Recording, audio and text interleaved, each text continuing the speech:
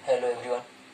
आज हम देखते हैं कक्षा 10वीं का अर्थशास्त्र का दूसरा अध्याय का अगला पार्ट। जैसे कि हम लोगों ने पिछले पार्टों में राज्य एवं राष्ट्र के आय के बारे में देखा, इस पार्ट में देखेंगे राज्य एवं राष्ट्र की आय में राष्ट्रीय आय, जिसके बारे में हम लोगों ने पीछे चर्चा किया है। तो राष्ट्रीय आय यानी कि नेशनल इनकम, तो नेशनल इनकम के जो है माप की क्या क्या इकाइयाँ हैं, क्या क्या पद्धति है जिसके आधार पर हम राष्ट्रीय आय को माप सकते हैं। यानी कि हमको अगर राष्ट्रीय आय की पता करना है कितना हमारा राष्ट्रीय आय है, तो उसको जो है किन किन पद्धतियों के आधार पे हम उसको माप सकते हैं कि हमारा राष्ट्रीय आय कितना है। तो इसकी नापने के लिए कुछ प्रमुख पद्धतियां इस प्रकार से है। जैसे कि पहला है उत्पत्ति गणना पद्धति। उत्पत्ति गणना पद्धति जो है, इसको सबसे पहले 1907 ईस्वी में ब्रिटेन में इसका प्रयोग किया गया था। इसमें है कि देश के अर्थव्यवस्था के अंतर्गत सभी क्षेत्रों जैसे कृषि हो गया, व्यवसाय हो गया, उद्योग हो गया, व्यापार हो गया, ये सभी को अलग अलग क्षेत्रों में बांट दिया जाता है। और अलग अलग क्षेत्रों में बांटकर इसमें से सब क्षेत्रों का अलग अलग उत्पत्ति के जो है, इसमें से जितना भी आय हो रहा है, आय प्राप्त हो रहा है, जितना व्यय किया जा रहा है, तो इसमें से जो उत्पादन हो रहा है उसका मूल रूप से जो है इसमें एक ढांचा तैयार किया जाता है, जिससे कि पता किया जाए कि कौन सी वस्तुओं का कितना जो है उत्पादन किया जा रहा है। और उसके आधार पर अगर बात करें तो इसको यानी कि तय किया जाता है प्रमुख रूप से। इसमें उत्पादित सभी वस्तुओं और सेवाओं का जो है बाजार का जो मूल्य होता है उसी को जोड़कर जो है राष्ट्रीय आय की गणना किया जाता है। इसमें दोहरा गणना का कुछ जो है समस्या भी आने की संभावनाएं रहती है। जैसे कि अगर हम कोई भी यानी कि एग्जाम्पल स्वरूप लेते हैं, जैसे लेते हैं कि उदाहरण में कि चीनी है, तो चीनी का हम उत्पादन कर रहे हैं, चीनी का उत्पादन कर रहे हैं, तो चीनी का उत्पादन का जो यानी कि जो मूल्य है, चीनी का बाजार मूल्य जो है, मौद्रिक मूल्य जो है, उसको हम जब जोड़ते हैं तो उसमें गन्ना का मूल्य भी जुड़ा हुआ रहता है। लेकिन जोड़ने पे दोनों का मूल्य अलग अलग जोड़ा जाता है। जैसे कि गन्ना कोई खरीद रहा है, उसका मूल्य जुड़ जा रहा है, फिर उससे चीनी बन रहा है, चीनी बिक रहा है, तो चीनी का मूल्य, लेकिन चीनी के मूल्य में ही गन्ना का मूल्य छुपा हुआ है। लेकिन इसका गणना जब किया जाता है तो दोनों का गणना कर लिया जाता है, जिससे कि एक ही वस्तुओं का जो है दोहरा गणना हो जाता है।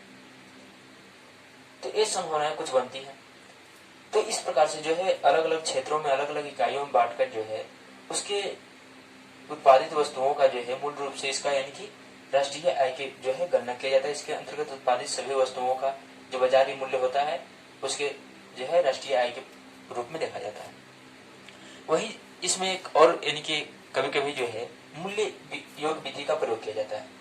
मूल्य योग विधि होता है कि जितना भी इकाई अलग अलग क्षेत्रों में बांटे गए, जैसे कृषि को अलग कर दिया गया, उसके साथ साथ उद्योग धंधा को अलग कर दिया गया, विनिर्माण, फिर उसके साथ अगर कहें तो संचार हो गया, ऐसे को अलग अलग क्षेत्रों में बांट दिया गया।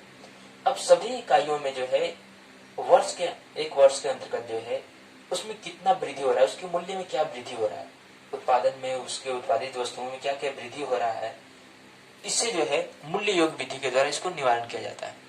यानी कि मूल्य योग विधि से उसके बारे में पता किया जाता है, जिससे कि हम पता कर सकते हैं कोई भी यानी कि वस्तु का जो है मौद्रिक मूल्य में क्या परिवर्तन हो रहा है, वृद्धि हो रहा है कितना। तो इसके आधार पर जो है इसको देखा जाता है। दूसरा आता है आय गणना पद्धति।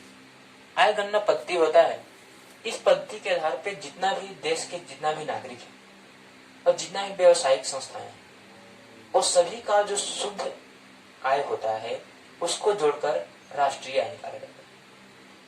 यानी कोई भी अगर बात करें, जैसे कि राष्ट्रीय आय की अगर हम लोग पीछे देखें तो राष्ट्रीय आय किसे कहते हैं? राष्ट्रीय आय यानी कि जितना भी राष्ट्र के अंतर्गत जितना भी उत्पादित वस्तु है या सेवा है उसका शुद्ध जो मौद्रिक मूल्य होगा, बाजार मूल्य होगा, वही राष्ट्रीय आय होता है। लेकिन यहाँ पे कह रहा है कि इस पद्धति के आधार पे पूरा देश की जितना भी आय होगा, नागरिकों का आय या कोई व्यवसायिक संस्था का आय, उसको सबको शुद्ध रूप से जोड़ेंगे, जो आएगा हमारा वही राष्ट्रीय आय होगा। तो इसमें एक समस्या, एक बात आ सकता है कि आखिर उत्पादित वस्तु इसमें कहाँ गया? उत्पादित को तो हम जोड़ नहीं रहे। लेकिन कोई भी जैसे कि कंपनी या संस्था उत्पादन कर रहा है तो उसका यानी कि अपना मूल्य होता है, अपना उसका एक तरह से आय हुआ। तो जो भी नागरिकों का आय है, व्यवसायिक संस्थाओं का, सबका आय होगा, तो यानी कि उत्पादित वस्तुओं को बेचकर ही आय प्राप्त करता है। तो कुल जो आय हुआ उसी को कहेंगे यानी कि राष्ट्रीय आय के रूप में उसकी गणना की जाएगी। यानी कि फिर से देखें, यानी कि आय गणना पद्धति में जो है नागरिकों और व्यवसायिक संस्थाओं के जो है कुल शुद्ध जो आय होता है उसको जोड़ने पे जो है राष्ट्रीय आय जो है इससे निकाला जाता है। एक पद्धति है राष्ट्रीय आय निकालने का, जिसमें कि जितना भी उत्पादित वस्तु है उसको अगर कोई बेच रहा है तो भी किसी निजी संस्था का होगा या नागरिक का होगा तो उसको भी उससे आय प्राप्त हो रहा होगा उसी से। तो जो उसका आय होगा, जितना भी नागरिक है, जितना भी व्यवसायिक संस्था है, उसको जोड़ेंगे तो हमारा जो है राष्ट्रीय आय निकलेगा। तीसरा है व्यय गणना पद्धति। इसमें होता है कि जितना भी हमारे देश के अंदर जितना भी यानी कि नागरिक है या सरकारी संस्थाएं हैं, उसके साथ साथ व्यवसायिक संस्था है, सबके द्वारा जितना भी व्यय किया जा रहा है, उपभोक्ता के द्वारा जितना व्यय किया जा रहा है, जितना भी खर्च किया जा रहा है, व्यय किया जा रहा है, उस सभी का जो है जोड़ा जाता है। उसके साथ साथ जो है कुल यानी कि शुद्ध उत्पादित वस्तुओं और सेवाओं का मूल्य जो है योग निकाला जाता है। मूल्य यानी कि बाजार का जो मौद्रिक मूल्य है वो निकाल के योग किया जाता है तो राष्ट्रीय आय निकाला जाता है इसके आधार पर। लेकिन ये पद्धति जो है उतना कारगर नहीं है। इसके पीछे कारण यह है कि इस पद्धति में सही मायने से जो है व्यय के बारे में पता नहीं चल पाता है कि कौन कितना व्यय कर रहा है, कौन कितना खर्च कर रहा है। इसका सही जो विवरण जो डाटा होता है वो नहीं मिल पाता है, जिसके कारण इसमें जो है समस्या देखने को मिलता है। यानी कि आय की गणना करने में व्यय गणना पद्धति का जो है कुछ इसमें समस्याएं देखने को मिलती है, क्योंकि सभी के जितना भी व्यय कर रहा है व्यक्ति उसके बारे में सही सही जो है जानकारी प्राप्त नहीं हो पाता है, सूचना प्राप्त नहीं हो पाता है। जैसे कि व्यय गणना पद्धति में ये समस्या देखने को मिलता है। अब बात आता है कि हम 3 प्रकार से देख लिए कि हम राष्ट्रीय आय की गणना कर सकते हैं। ये 3 पद्धतियां जो है राष्ट्रीय आय की गणना करने में सहायक। लेकिन वही बात करें तो राष्ट्रीय आय की माप करने में, इसकी गणना करने में, जानकारी प्राप्त करने में कुछ कठिनाइयां भी जो है देखने को मिलती है। राष्ट्रीय आय के जब बारे में हम पता कर रहे हैं, राष्ट्रीय आय की गणना कर रहे हैं, तो उसमें हमारे सामने कुछ कठिनाइयां भी आती है, समस्याएं भी आती है। उसमें से सबसे पहला अगर बात करें तो पर्याप्त और विश्वस्त आंकड़ों की गणना। यानी कि जब राष्ट्रीय आय की गणना होता है तो उसमें पर्याप्त सही जितना होना चाहिए उतना, पर विश्वसनीय यानी कि कहें तो आंकड़ों की कमी देखने को मिलता है। यानी किसी भी क्षेत्र के कितना व्यय हो रहा है, कितना वहां के लोगों का आय है, उसके साथ साथ जो है कितना वहां पर उत्पादित वस्तुएं हैं, सबका आंकड़ा जो है वो सही नहीं मिल पाता है। उसमें कभी कभी हेरा फेरी देखने को मिलता है, कभी कम कभी बेसी, ज्यादा कम, इस तरह से करके जो है आंकड़ों में कभी कभी समस्याएं देखने को मिलती है। यानी कि जो शुद्ध रूप से जो प्राप्त होना चाहिए कि कितना उत्पादित वस्तुएं हैं, कितना व्यय किया जा रहा है, कितना आय है, ये सबका सही आंकड़ा जो है वो नहीं प्राप्त हो पाता है।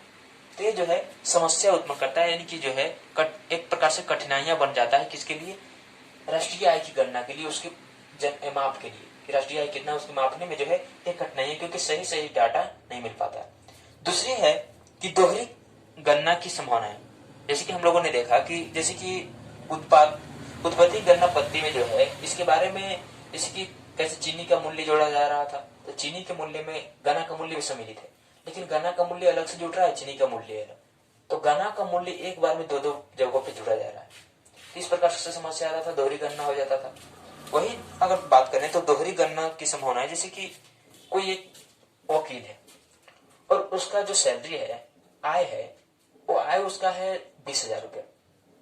वो 20,000 रुपया में से अपने सहायक को जो है 5,000 रुपया सैलरी दे देता है, आय दे, यानी कि उसका जो है सहायक को अपना 5,000 रुपया देता है। 20,000 में से 5,000 दे दी। लेकिन यहाँ पे दोनों जोड़ा जाता है, जब आय जोड़ा जाता है तो निकाला जाएगा कि जो सहायक है उसका आय क्या है, तो 5,000 रुपया, वकील है उसका आय क्या है, तो 20,000 रुपया। लेकिन वास्तविक रूप में यहाँ सहायक आय नहीं जुड़ना चाहिए, क्योंकि उसकी सैलरी में, यानी कि अगर कहें जो वकील है उसके आय में ही इसका आय सम्मिलित है, लेकिन दोनों का आय जोड़ा जाता है क्योंकि सभी व्यक्तियों का आय निकलना है, तो उसके आय में ही उसका आय छिपा हुआ है, तो एक ही आय को 2 बार गिन लिया गया। यानी कि पैसा वास्तविक रूप से 20,000 ही प्राप्त हो रहा है, लेकिन वहां पे 20,000 में जो है 2 बार जोड़ा जाता है। जैसे कि 5,000 उसको दे रहा है तो इसको 15,000 बच रहा है वकील को, लेकिन फिर भी 5,000 उसको देने के पश्चात फिर भी उसका अलग से जुड़ रहा है, यानी कि 20,000 इसका और 5,000 उसका जोड़ लिया, 5,000 उसका जोड़ दिया जा रहा है। यानी कि एक ही आय को 2 बार गणना हो रहा है, यानी कि 25,000 रुपया निकल जा रहा है। लेकिन वास्तविक रूप में कितना है, तो वास्तविक रूप में अगर बात करें तो केवल 20,000 रुपया ही जो है आय प्राप्त हो रहा है। तो इस प्रकार से दोहरी गणना की जो है समस्याएं जो है, संभावनाएं जो है देखने को मिलती है। उसके साथ साथ अगर बात करें तो मौद्रिक विनिमय प्रणाली की यानी कि अभाव देखने को मिलता है। जैसे कई अगर किसी भी देश में अगर बात करें तो वहां पे कई तरह की ऐसी संस्थाएं हैं जो विनिमय का लेन देन का माध्यम जो है अपने ही वस्तु बना रहा है, उत्पादित वस्तुओं को जो है खुद उपभोग कर लेता है। जैसे कोई बड़ा फैक्ट्री, बड़ा कंपनी है तो वो सामान बना रहा है, तो मशीन बना रहा है तो मशीन का खुद उपयोग कर ले रहा है। बड़ा बड़ा मशीन की उसको आवश्यकता है तो उन वस्तुओं के माध्यम, उन यानी कि जो है मशीनों के माध्यम से वो वस्तु बना सकता है, तो उसको बनाकर जो है खुद उपयोग कर रहा है। कई वस्तुएं जिसका बना रहा है उसको खुद उपयोग कर ले रहा है।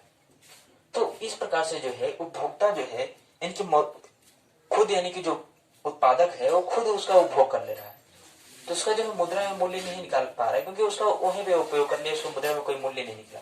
उसके साथ साथ अगर बात देखें तो जैसे कि कोई सामान है तो कोई आपस में ही जैसे कि मुद्रा के जगह पे आपस में सामग्री का लेन देन कर लिया, मुद्रा का उसमें कोई नहीं। जैसे कि एक सामान दिए, जैसे कि वस्तु विनिमय प्रणाली में होता था, एक सामान दिए दूसरा सामान ले लिए, तो इसमें जो है मुद्रा की समस्याओं को देखने को मिलता है। मुद्रा की समस्या जो है सामने स्पष्ट होता है। तो इस तरह से कहें तो एक प्रकार के जो है मौद्रिक विनिमय में, मुद्रा के विनिमय में जो है अभाव देखने को मिलता है। मुद्रा का अभाव यहाँ पे नहीं, मुद्रा नहीं जुड़ पा रहा है। और हमारा राष्ट्रीय आय है उसमें मुद्रा ही मूल्य है प्रधान है, यानी कि मुद्रा में ही मूल्य निकलेगा राष्ट्रीय आय में।